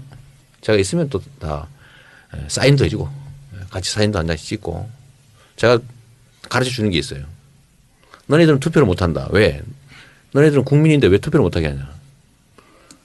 아직도 어려서 그런데 멍청한 놈을 뽑으면 나라가 망하고 나쁜 놈을 뽑으면 간첩 만들어 국민을 죽인다. 너네들의 엄마 너네들 할아버지 세대가 진짜 그렇게 당해 죽었다. 그러면 애들이 놀래요. 그러니까 투표해야 되겠지. 절대로 투표는 놀러 가면 안 되겠지. 엄마 아빠 혹시 투표하나 놀러 가면 말려라. 그 얘기는 꼭 하죠. 몇 살한테요? 초등학교 3학년인데 다 알아듣습니다. 요즘 애들 똑똑해요. 근데 거기에 맞춰서 내가 말도 바꾸지요. 물론. 알겠습니다. 그러면 방청객 질문 좀 한번 해보도록 할게요. 오늘 너무 많이 오셨는데 딱 세 분만 저희가 선정했습니다. 너무 다 고를 수는 없고. 네. 자, 본인이 다 읽는 거예요? 우리가 하나씩 드릴까요? 하나씩. 자, 알겠습니다. 저는 잘했지. 첫 질문부터 굉장히 돌발 질문인데요. 새정치민주연합 탈당하시고 정의당으로 오실 의향이 없으세요? 이런 질문을 하셨습니다. 또 진선 위원님 갑자기 목이 뻐근. 전혀 그럴 생각 없고요. 각자의 역할이 있습니다. 역할이 있고 저는 우리 민주당이요. 자꾸 민주당 큰일이에요. 새정연이라고 그래야 되겠죠. 우리 새정치민주연합 풀네임으로 불러주세요. 미치겠어요. 이미 안 읽었어. 하여튼 우리 새정치민주연합이 좀 입장을 정확하게 하면 좋겠어요. 제가 축구하잖아요 요새.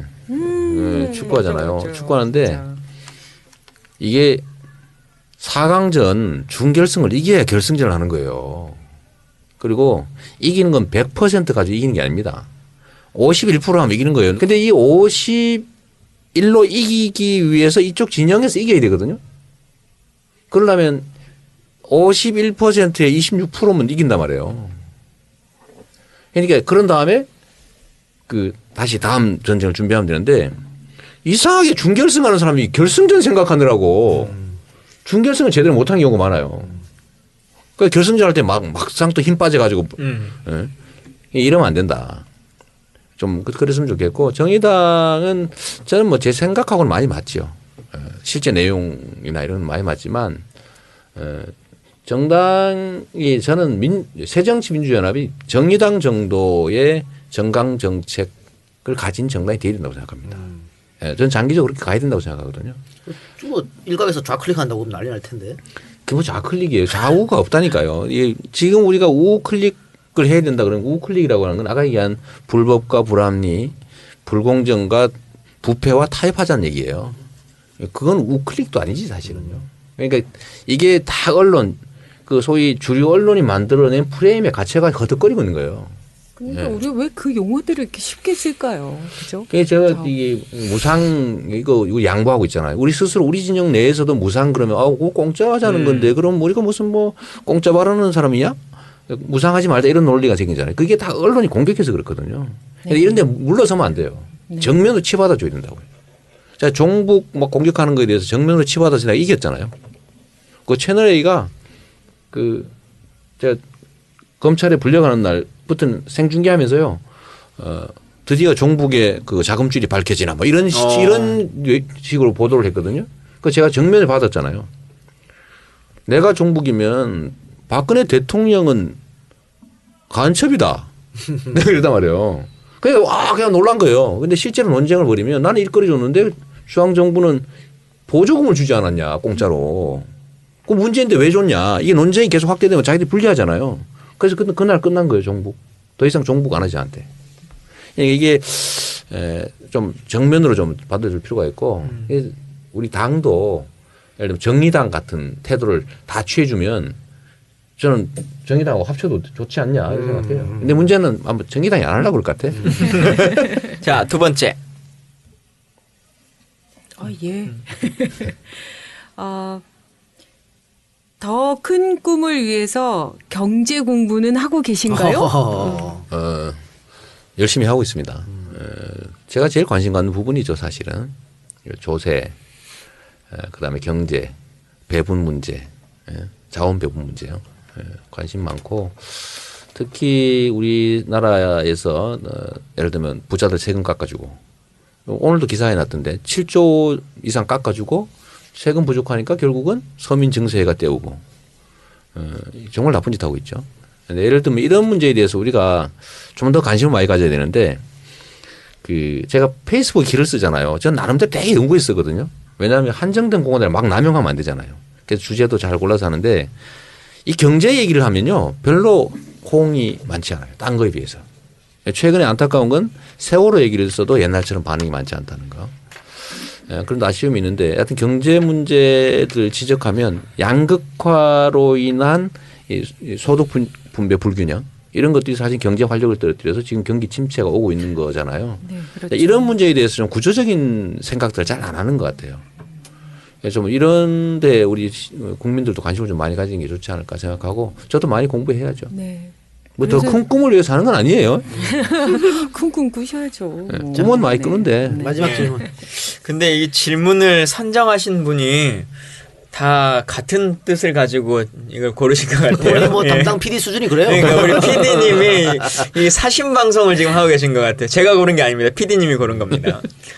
지난번 다른 팟캐스트에서 대선에 대한 계획을 여쭈었더니 성남시장으로 최선을 다하도록 도와달라 하시더라고요. 대통령 되어주시면 안 되나요?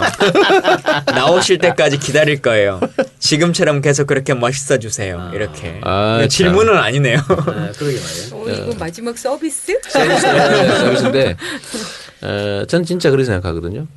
제가 그걸 하겠다고 해서 된 것도 아니고 또 뭔가 다른 목표를 설정해 놓고 제가 거기에 이제 천착하다 보면 현재 일을 거기다 마치게 돼요. 그러면 최선을 다하지 못하게 되죠. 근데 저는 인생살이를 되게 이렇게 탈출하는 방식으로 살아왔기 때문에 계속 끊임없이 뭔가 전혀 다른 세계로 왔잖아요. 앞으로도 뭐 그럴 수 있다고 보는데 그게 뭔가 목표를 정해서가 아니고요. 현재 상태에서 최선을 다하니까 길이 저절로 생기는 거죠. 예를 들면 우리 국민 중에 하여튼 뭐 통계적으로 뭐 3% 뭐 그 정도 이런 사람들이 성남시장을 하고 있는데도 야, 이 사람 대통령 시키면 좋겠다라고 생각한다는 거 아니에요? 숫자는 비율로는 적지만 숫자는 상당한 거죠. 이게 성남시장을 하면서도 이렇게 이미 판단해 주기 때문에요. 제가 성남시장 하면서 좀 더 나은 성과 내고 좀 더 낮은 자세로 더 열심히 하면 뭐 언젠가 다른 길을 국민들이 만들어 주겠죠. 그러면 그 길로 가면 되고 굳이 뭐 그거 하려고 뭐 일부러 하면 오히려 저는 더 나빠질 거라고 생각해요. 계획 잡고 하면 되는 거 하나도 없어요. 그냥 오늘 일에 최선 다하면 됩니다. 그러다 보면 뭐 되겠지 뭐 이런 생각으로. 알겠습니다. 결론은 MC 스케어. 아니 근데 대권 이야기가 나왔으니까 그냥 제 개인적인 이야기 좀 하면 다들 그래요. 뭐 이 작가가 이재명 뭐 대통령 만들기 위해서 혈안이 됐다. 뭐 그래서 여기저기 뭐 부른다. 뭐 그래서 책도 뭐 그런 인터뷰를 직접 썼다. 뭐 이런 얘기 너무 많은데 전 이 시장님이 만약에 제가 정치 평론가로서 잘못한 일을 하면 매섭게 비판할 겁니다. 그러니까 이것은 사실 지금 뭐 새정치연합에서 이 공식 팟캐스트 제가 한다고 여러 곳에서 비판을 받거든요. 그러니까 친노한테도 비판받고 반대쪽에서 비판을 받아요. 그거는 제가 처음에 친노라고 찍혔었 적이 있었거든요. 그런데 한번 문 대표가 당 대표가 되고 나서 여러 번 문 대표를 비판했죠. 뭐 라디오 나가서 야당 70명 사상 가장 무능한 대표 이런 얘기했더니 이제 문재인 대표를 좋아하는 분들이 이제 온갖 저한테 이제 막 그렇게 했는데 저는 개인이 좋아서 그런 게 아니고 우리 네 명이 다 똑같은 입장일 겁니다. 그러니까 정권을 교체하고 싶은 마음이에요. 어떻게 해서 그러니까 제가 생각했을 때 내가 이동현 개인 시사평론가로서 이렇게 가는 게 옳은 일이 아니라고 봐서 내가 비판한 거거든요. 근데 개인적으로 내가 호불호 해서 비판한 건 절대 아니다. 마찬가지 이 시장님도 뭐 제가 지지를 하지만 그러니까 제 개인적으로 아니라고 싶으면 강력하게 비판을 하겠습니다. 그러니까 그건 당연하죠. 네, 그런 문제는 저희 일베가 또 많이 해주기 때문에 미리 예방 효과가 있어요. 걱정하지 않으셔도 될 듯 하고요.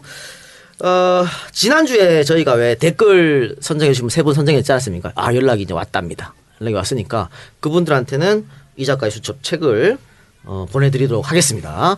근데 이제 우리 4명 사인은 해서 보내준다 했잖아요. 근데 지금 사과 진성 선생님께서 없어간 관계로 오면 사인을 해서 보내드리도록 하겠습니다. 그분은 이재명 시장님 사인을 더 대리 좋아하는 사인을 걸로. 아 삐져 그럼 사과 진성준 삐져도 안 돼. 근데 어쨌든 그 책에는 이 시장님도 등장합니다. 왜냐면 등장하니까. 좀 안타까운 것은 저는 당연히 제작진에서 구매를 해서 보내준 줄 알았더니 나보고 구매를 하더군요. 알겠습니다. 제가 작가인 제가 직접 구매를 해서 4명의 사인을 실어서 보내드리도록 하겠습니다. 여러분들 앞으로도 많은 호응 부탁드리겠습니다. 그 김강진 의원님 정해졌습니까? 예, 정해졌습니다. 데이트! 예, 일일 데이트! 저와 일일 데이트 하실 분. 역시 이번에도 남자. 남자입니까? 남자분 어떻습니까? 맛있게 식사하시고 어떻게 예, 영화도 제가 한 편 보는 겁니까? 그 지역에 내려가기로 했으니까요. 내려가서 뵙도록 하겠습니다. 지역이 어디입니까? 여수요. 아 여수에. 네. 네. 저도 당원 언제나 마지막은 당원 가입에 대한 문제를 얘기할 수 있도록 기회를 주시기 바랍니다. 오늘도 지난주 이어서 여러 장의 팩스가 이렇게 오고 오늘 시당에서도 75 드신 어르신께서 직접 서울시당을 찾아오셨대요. 그래서 진짜가 나타났다를 듣고 입당을 하러 오셨다고 네. 정말 진심으로 감사드립니다. 우리 저 후기 다 봅니다. 저는 김강진 의원님처럼 하기에는 좀 쑥스러워하는 터라 요즘은 아니 지금 근데 볼 때 못하지만 하나씩 쓰면 돼요. 네. 보는 동안은. 김강진 의원 직접 댓글을 달기 때문에. 네, 하여튼 정말 감사드리고요. 입당을 통해서 얻은 우리 기운들을 잘 써서 이렇게 새정치민주연합의 훌륭한 인재이신 이재명 시장님을 비롯해서 많은 의원들이나 당직자 분들이 노력할 것이라고 꼭 말씀드리고 싶습니다. 알겠습니다. 그럼 이제 마지막으로 진짜가 나타났다를 좋아하시는 청취자분들 또 새정치민주연합을 지지하시는 우리 야권 지지층 국민들에게 한마디 해주시기 바랍니다.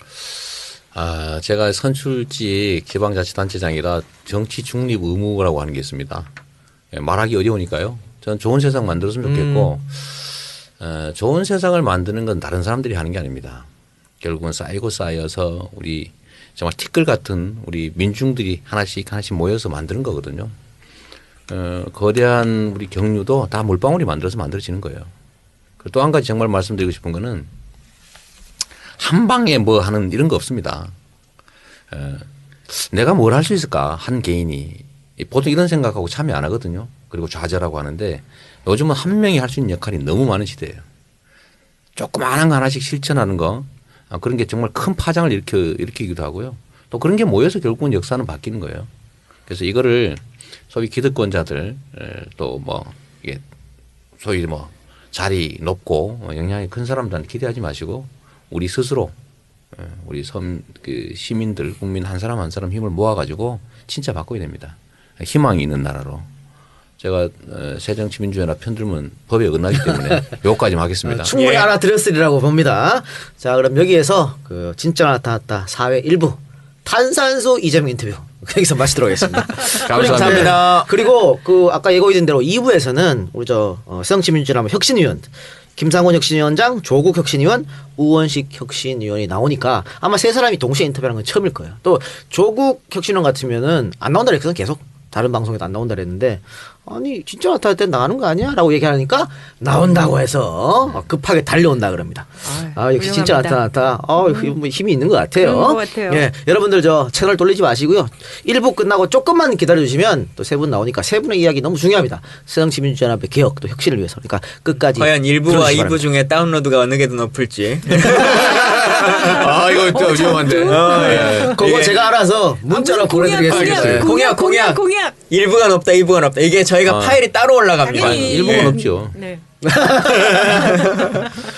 공약. 각별히 좀 부탁합니다. 우리 SNS 친구 여러분, 저랑 다른 비슷한 사람한테 많이 알려주세요. 저희 큰일 났습니다. 이거. 알겠습니다. 오늘 대단히 고생하셨습니다. 네, 다음에 감사합니다. 또 한번 저희가 1부가 높으면. 일본 높으면 다음번에 한 번 더. 초대할 테니 일부가 높으면 다음에 한 번 더 불러주세요. 꼭 다시 나오시기 바랍니다. 아무튼 감사합니다. 들어오신 여러분도 고맙습니다. 감사합니다. 네, 감사합니다.